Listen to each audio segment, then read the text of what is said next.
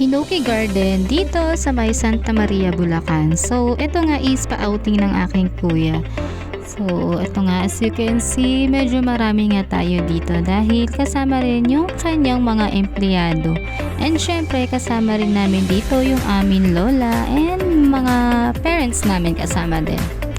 So, ito nga pala yung kanilang view dito sa may Hinoki Garden. Malawak yung pool, meron din kiddie pool, and so ayan na nga sila, hindi na sila nakapaghintay, so for the ligo na agad na sila niyan. Napakalinis nga ng paligid and napaka-relaxing din dahil nga may mga halaman dito sa gilid. So yung mga bata is enjoy na enjoy talaga. Actually pagdating pa lang namin dito is for the ligo na sila. So eto na nga.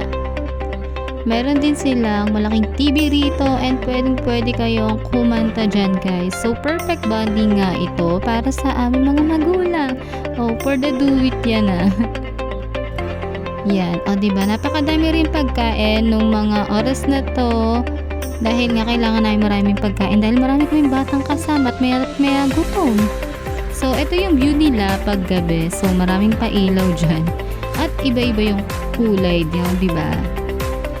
So, simula simula hapon pag check-in namin dito is hanggang gabi guys, walang ahunan. Alam nyo ba yung ahunan nila dito is kakain lang sila. Yes, kakain lang sila para kumain. And ito na nga yung kinabukasan nun. So, maganda pa rin naman yung place na to dahil kahit may kasama kaming baby is meron pa rin area na kung saan is pwede natin silang paarawan.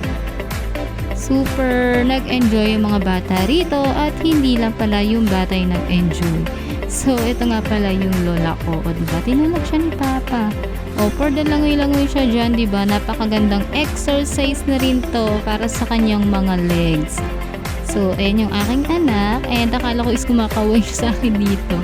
Kapagtanto ko nga pala is nasisilaw na siya dyan, guys. So, ayan na nga. O, diba? Medyo nahirapan na siyang tumayo.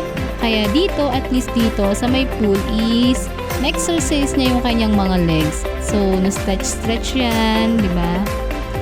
And perfect bonding na rin to para sa mga tito and tita na madalas magpaiyak sa kanilang pamangkin. O, di ba? So, lunodin natin yung mga batang yan dahil ahon nagsiahon, guys. So, ayan na nga, dahil enjoy na enjoy sila at pa-check out na kami ng mga oras na to is talagang ini-enjoy na lang nila. Diba, kahit medyo mainit na dyan guys is for the ligo-ligo lang. Napakaganda nga ng mga upuan na yan, diba? Napaka-social tignan guys.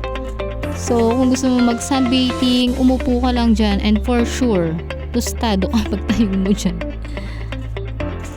Overall experience sa mga bata rito, for me nakita ko talaga na nag-enjoy sila.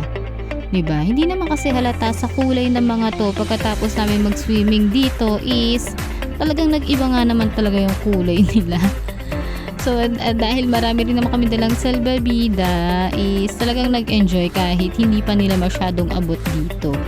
O, diba? Yung lola namin doon is, feeling ko nag-relax na rin naman siya kahit pa paano. So, ayan na yung daughter and father bonding. So, ayan, o, diba? Harutan pa more. Kaya, recommended din tong place na to, lalo na pag madami kayo. So, hindi kayo magsisiksikan dito dahil napakalaki ng pool nila, 'di ba? Meron kasing kiddie pool which is doon yung mga bagetsy. So, ito na nga, yung lutuan area nila is maluwag din naman and meron din silang microwaveable doon.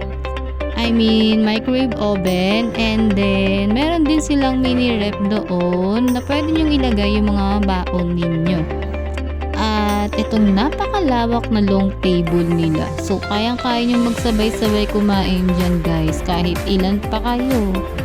So, diba? Enjoy lang yan. So, overall experience ko naman dito is, for me, is okay lang naman din. Hindi ko na pala kayo naturo sa kwarto dahil nga after nitong mga to is for the asikaso na tayo ng mga kids and for the tulog na lang din, diba? So, i-enjoy nyo na lang yung panonood dito. So, ito is sa Hinoki Garden dito sa may Santa Maria, Bulacan. Malapit lang sa may Metro Manila at hindi kayo mahihirapan hanapin tong resort na to. So, ayan yung mga view and diyan kami nagstay sa loob niyan.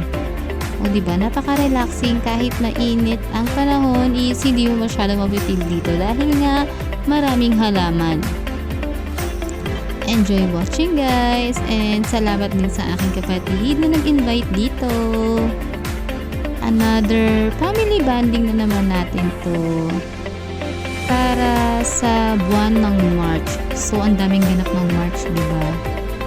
Kaya kahit sobrang busy natin sa kanya-kanyang work is nagiging balance pa din. So parati tayong maglaan ng oras sa pamilya natin. Dahil yung mga ganitong moment, ito yung masarap i-treasure at madala hanggang sa pagtanda ng mga bata, diba? Kulang pa pala po kami dito sa picture na to. So medyo madami nga kami, diba? So maraming salamat again, Hinoki Garden, and syempre sa aking kuya.